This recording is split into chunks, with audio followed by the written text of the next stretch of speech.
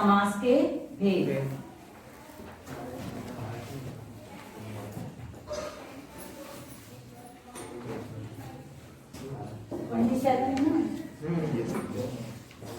सबसे पहले तो आप बताओ समास क्या है?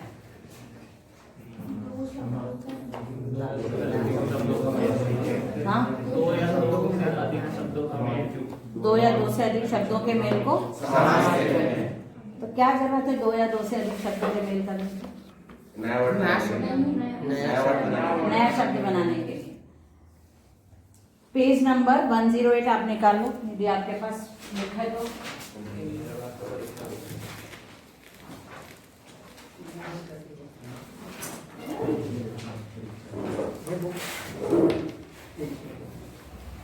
दो या दो से अधिक पदों के योग को समास कहते हैं। समास में दो शब्दों को जो भी दो शब्द रहते हैं उनको पद कहा गया है। ये एक पद है, ये दूसरा पद है ना? प्रथम पद, द्वितीय पद नहीं, द्वितीय पद नहीं बोलते हैं। प्रथम पद और दूसरा वाला जो है वो उत्तर पद कहलाता है। ये है प्रथम पद और ये है उत्तर पद। और ये जब बनता है पूरा, इसको क्या बोलते हैं? हाँ, इसको तुलसीदास बोलते हैं। वेरी गुड, बहुत अच्छी बात बताई आपने कि इसको तुलसीदास बोलते हैं। हाँ, तो नहीं, प्रथम पद, उत्तर पद और समस्त पद। जब पूरा शब्द मतलब बन जाता है, इसको आप बोलोगे समस्त पद। हाँ, समस्त पद, ये है समस्त पद। पूरा बनने के बाद क्या हो गया? समस्त पद। किसी भी शब्द को यदि आप अलग अलग करते हो तो वो दो पद हैं। प्रथम पद पहला शब्द, द्वितीय पद उत्तर पद दूसरा शब्द, और जब वो बन जाता है समस्त पद। और जब समस्त पद का विग्रह करते हैं तो उसको बोलते हैं समास विग्रह, अलग अलग। ठीक है, तो समास दो या दो से अधिक पदों के योग को समास कहते हैं। समास की प्रक्रिया में आए दोनों पदों के मध्य के योजक शब्द, जब दो शब्दों को जोड़ने के लिए कोई तीसरा शब्द यूज किया जाता है उसको योजक शब्द बोलते हैं। और या, अथवा, ये सब शब्द क्या हैं? योजक शब्द होते हैं। संबंध बोधक परसर्ग आदि विलुप्त हो जाते हैं तथा नया संक्षिप्तीकरण पद बनता है। जब भी हम समास बनाते हैं तो बीच में क्या लगाते हैं? कारक। कारक पढ़े आप लोगों ने? कारक मालूम है ना? 8 कारक। तो कोई भी समस्त पद बनाने के लिए, समस्त पद का विग्रह करने के लिए बीच में कारक लगाए जाते हैं। जैसे हमने तुलसीदास लिखा तो इसका मीनिंग ये एक वर्ड तो पूरा है, ये तुलसी ये नाम है, और ये दास ये भी एक अलग शब्द है। तो दोनों के बीच में हमको विग्रह करने के लिए क्या लगाना पड़ेगा? कोई भी है ना? तुलसी का दास। तो ये का क्या है? कारक शब्द है ना ये।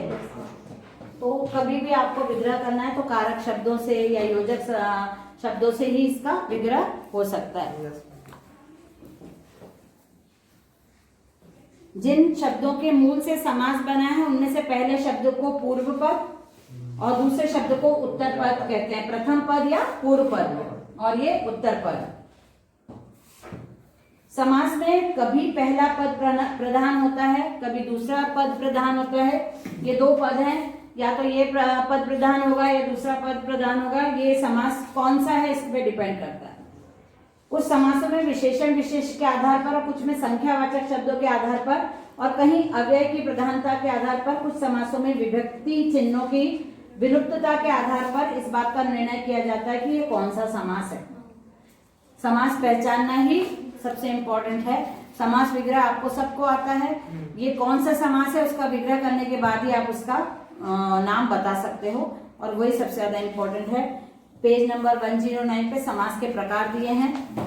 अव्ययी भाव समास। अव्ययी भाव समास में एक ही चीज है कि पहला पद जो रहता है ये अव्यय शब्द होता है।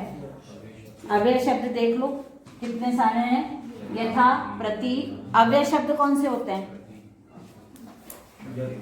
अव्ययी शब्द कौन से होते हैं?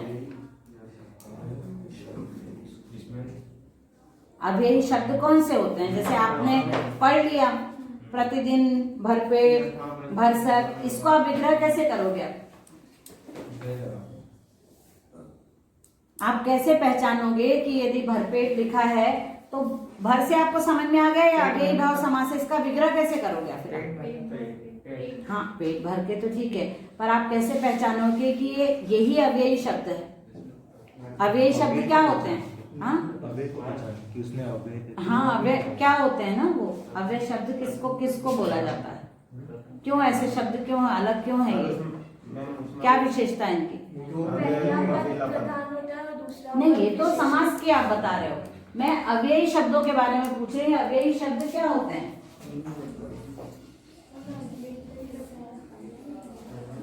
नहीं बेटा, आपने समास का बताया, अव्ययी शब्द क्या होते हैं? हाँ, ये होते हैं, इनकी क्या विशेषता है? आप कैसे, अव्ययी शब्द कौन से होते हैं? जैसे ये आपने बोला ना, यथा, प्रति, ये क्या है? अव्ययी शब्द हैं। तो कैसे?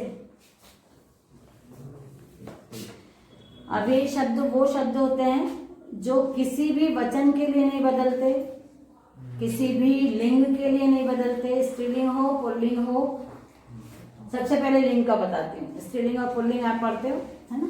तो प्रति शब्द है वो लड़की के लिए भी यूज होता है।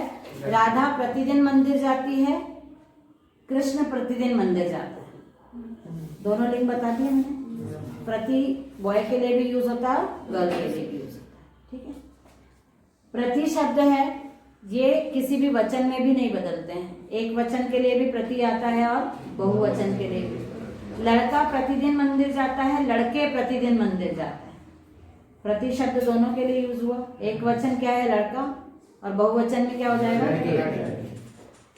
मैं प्रतिवर्ष वैष्णो देवी जाती हूँ, हम प्रतिवर्ष वैष्णो देवी जाते हैं।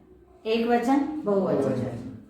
हाँ, मैं प्रतिदिन न्यूज़पेपर पढ़ती हूँ, वह प्रतिदिन, या मेरा भाई प्रतिदिन न्यूज़पेपर पढ़ता है। स्त्रीलिंग के लिए भी मैंने प्रतिदिन यूज किया और पुल्लिंग। तो अव्ययी शब्द वो होते हैं जो किसी भी लिंग के लिए नहीं बदलते, किसी भी वचन में नहीं बदलते, उनका स्वरूप वही का वही रहता है। तो ये ऐसे जो यथा, प्रति, भर, जितने भी शब्द हैं यहाँ पे, लेकिन आपको विग्रह उनको करके बताना पड़ेगा। यथाशक्ति मतलब सामर्थ्य के अनुसार, और भरपेट मतलब पेट भर। हाँ, तो यहाँ पे उन्होंने दिया है कि ये विशेषण है, संज्ञा है, कौन सा शब्द है। इन सामासिक शब्दों में प्रथम पद अव्यय और प्रधान है, उत्तर पद संज्ञा, विशेषण या क्रिया है। जब दो पद रहते हैं तो उसमें पहला पद यथा, प्रति ऐसे शब्द आते हैं तो आपको उनको पहचानना चाहिए कि ये अव्ययी भाव समास है ना। यथाशक्ति यदि आता है तो यथाशक्ति क्या हो जाएगा? हाँ, ये आपका हो जाएगा प्रथम पद या पूर्व पद, और ये आपका हो जाएगा उत्तर पद। तो प्रथम पद क्या है? यथा। तो ये कौन सा समास हो गया? ठीक है। अब सेकंड समास है तत्पुरुष समास। तत्पुरुष समास में जिन सामासिक शब्दों में प्रथम पद प्रधान और अव्यय होता है तथा उत्तर पद संज्ञा विशेषण, तत्पुरुष समास में शरणागत, तुलसीकृत, सत्याग्रह, ऋणमुक्त, सेनापति, पर्वतारोहण। तत्पुरुष समास में आप देखोगे तो जब आप इनका विग्रह करोगे तो बीच में कारक आते हैं पूरे।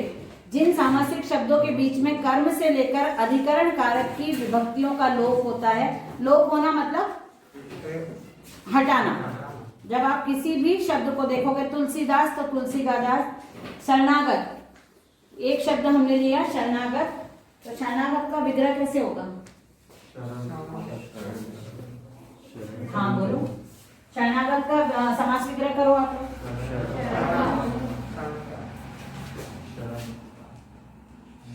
शरणागत, इसका विग्रह कैसे करोगे? शरण में आगत, शरण में आना, आगत मतलब तो ये क्या हो गया? कारक है ना ये, हाँ कारक शब्द है ना ये। तो जब किसी भी शब्द को आप विग्रह करते हो और बीच में यदि कारक चिन्ह आते हैं, कारक शब्द आते हैं, तो वो वो तत्पुरुष समास होता है। सत्याग्रह,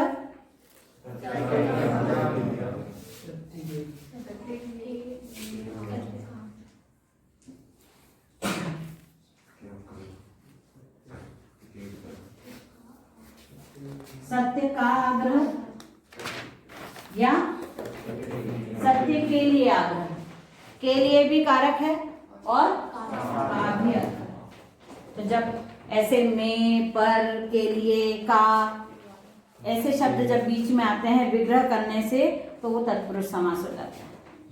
ठीक है, और इसमें ध्यान रखना, पहला जो वर्ड रहता है, जो पहला प्रथम पद जो रहता है, पूर्व पद जो रहता है, वो संज्ञा शब्द होता है, नाम रहता है, देखना ज्यादातर।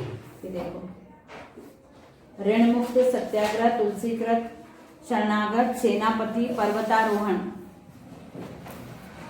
जिन सामासिक शब्दों के बीच में कर्म से लेकर अधिकरण कारक भी विभक्तियों का लोप होता है, वे तत्पुरुष समास कहलाते हैं। और तत्पुरुष समास के बहुत सारे विभक्त मतलब जो कारक है उनके साथ बताया भी है। कारक कितने होते हैं? 8 होते हैं ना। तो ये कारक के साथ इनको तत्पुरुष समास को बता दिया है। कर्म, कर्ता, करण, संप्रदान, अधिकरण, अपादान। अब तीसरा है कर्मधारय समास। कर्मधारय समास,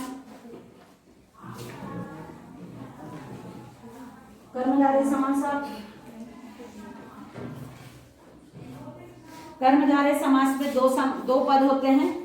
तो इसमें आपको ये देखना है कि पहला पद मतलब एक पद विशेषण होता है, दूसरा विशेष्य होता है। विशेषण विशेष्य तो मालूम है ना? विशेषण कौन से शब्द होते हैं? नहीं पता तो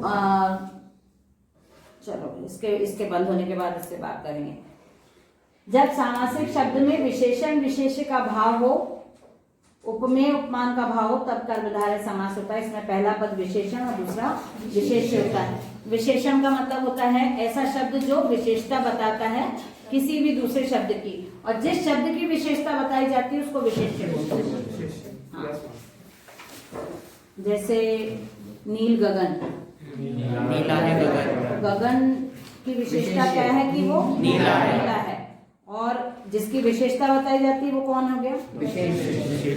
किसकी विशेषता बता रहे हैं? गगन की। तो गगन विशेष्य हो गया और नीला विशेषता। कनक लता, कनक है जिसकी लता। कनक के समान लता। कमल नयन, कमल के समान नयन। ठीक है। तो ये ऐसे शब्द जो रहते हैं, कमल नयन, तो नयन की विशेषता बता रहे हैं कि वो कमल के समान। तो नयन यहाँ पे विशेष्य हो गया और कमल विशेषण। जैसे बोलते हैं ना चंद्रमुख, कमल नयन, लोचनी, ये इस टाइप के। द्विगु समास पेज नंबर 112 पे है। द्विगु समास, द्विगु समास की विशेषता है कि जो दोनों पद रहते हैं उसमें पहला पद जो रहता है वो नंबर वाला रहता है, संख्यावाची रहता है। सबसे इजी, सबको समझ में आता है ना? तो ये जितने सारे वर्ड हैं उनमें जो पहला पद रहेगा, जो भी शब्द आएगा उसमें पहला पद जो रहता है उसमें नंबर रहते हैं। नवरात्रि, पंचरत्न, पंचतंत्र, पंचरत्न, चौराहा, त्रिभुज, त्रिकोण, षटकोण, सप्तावरण, सप्तऋषि। जिस समास में प्रथम पद संख्यावाचक। द्वंद्व समास, द्वंद्व समास में विलोम शब्द रहते हैं और दोनों पद की प्रधानता होती है। कोई एक पद प्रधान नहीं होता है, दोनों पद प्रधान होते हैं। दोनों के अपने महत्व होते हैं, दोनों का अपना अलग अलग मीनिंग निकलता है। माता का मतलब पिता नहीं होता, पिता का मतलब माता नहीं होता, दोनों का अपना अलग अलग मीनिंग होता है। तो माता पर दोनों साथ में आते हैं, बीच में और माता और पिता। गंगा और यमुना, गंगा या यमुना, भाई बहन, भाई और बहन, भाई या बहन। तो ऐसे शब्दों का जब लोप होता है तो वो द्वंद्व समास। द्वंद्व से ही हमको समझ में आता है ना कि हाँ है ना कि वैचारिक मतभेद है या अलग अलग हैं ये शब्द आपस में, पर लिखे साथ में जाते हैं तो ये द्वंद्व समास हो सकता है। दोनों पद प्रधान है, सामासिक शब्द के बीच में योजक शब्द और लुप्त हो गया। द्वंद्व समास हो गया। बहुव्रीहि समास, जिन सामासिक शब्दों में दोनों पद किसी तीसरे पद की ओर संकेत करते हैं वहां बहुव्रीहि समास होता है। इसमें समझ में आता है कर्मधारय समास और बहुव्रीहि समास दोनों में शब्द एक जैसे होते हैं। बस ये ध्यान रखना है कि जनरली जो शब्द आते हैं ना, जैसे दशानन, 10 हैं सिर्फ जिसके, पर हम सिर्फ दशानन रावण को ही बोलते हैं। इसमें आप कर्मधारय समास लिख के नहीं आ सकते हो कि 10 सिर वाला है तो विशेषता बता रहे हैं सिर की कि वो 10 हैं, इसलिए आप रावण कर्मधारय समास में लिख के आओ, वो सही नहीं है। गिरिधर, गिरि को धारण करने वाले, एक ही भगवान ने गिरिधर के रूप में हम एक ही भगवान को जानते हैं ना, तो ऐसा थोड़ी है कि किसी ने भी उंगली पे उठा लिया तो हम उसको गिरिधर बोल के कर्मधारय समास में कि वो गिरि को धारण किया है इसलिए उसकी विशेषता बता रहे हैं। चतुर्भुज, 4 भुजाएं हैं जिसकी अर्थात विष्णु, जैसे लंबोदर है, लंबा है वो, हाँ तो वो एक ही है गणेश जी। हाँ, नीलकंठ, नीला है कर्ण जिसका अर्थात शिव, विषधारी एक ही है भगवान जी। चक्रपाणी कृष्ण, ठीक है। तो ये ऐसे शब्द जब आते हैं तो ये बहुव्रीहि समास होता है। विवेक इसको बता। बेटा अभी हमने समास रीड किया, समास मैंने आपको समझाया, उसके बाद है अनेकार्थी शब्द एवं समुच्चरित शब्द। अनेकार्थी मतलब हमको इसके प्रोनाउंसिएशन से ही, हेडिंग से ही समझ में आ रहा। अनेकार्थी शब्द मतलब ऐसे शब्द जो एक से अधिक अर्थ देते हैं। एक से अधिक अर्थ देने वाले शब्दों को अनेकार्थी शब्द बोलते हैं। प्रोनाउंसिएशन आप देखो इनका, लेकिन वो अलग अलग जगह पे अलग अलग शब्द वही रहेंगे और अलग अलग जगह पे उनके अलग अलग मीनिंग निकलेंगे। जैसे यहाँ पे दिया है माला फेरत जु गया, गया न मन का फेर, कर का मन का डारी के, मन का फेर। ये जो दोहा दिया है इसमें यहाँ पे जो अंडरलाइन वर्ड्स हैं मन का, फेर, है ना, तो इसका वर्ड तो वही है लेकिन इसका मीनिंग अलग अलग है। जैसे ये मन का दिया है, मन का, पहला मन का है माला का दाना। मन का मतलब जो माला फेरते हैं, जो पूजा पाठ करते समय जो जाप वगैरह करते हैं या मंत्रोच्चारण करते हैं तो एक माला लेते हैं हाथ में, तो उस माला के जो मोती होते हैं उसको मन का बोलते हैं। तो माला का दाना। फिर है यहाँ पे दूसरा है मन की, मन का मतलब मन की बात, दूसरा मीनिंग हो गया। फिर फेर का है घुमाना, फेरना, और फेर का मतलब है चक्कर या छल। तो यहाँ पे जो वर्ड हमने पढ़े थे मन का और फेर, ये 2 बार आए हैं अलग अलग, तो इनके मीनिंग अलग अलग हैं। एक ही शब्द है और उसके मीनिंग अलग अलग है। तो अनेकार्थी शब्द में यही होता है कि एक शब्द रहता है, उसका अलग अलग जगह पर अलग अलग मीनिंग प्रयुक्त होता है।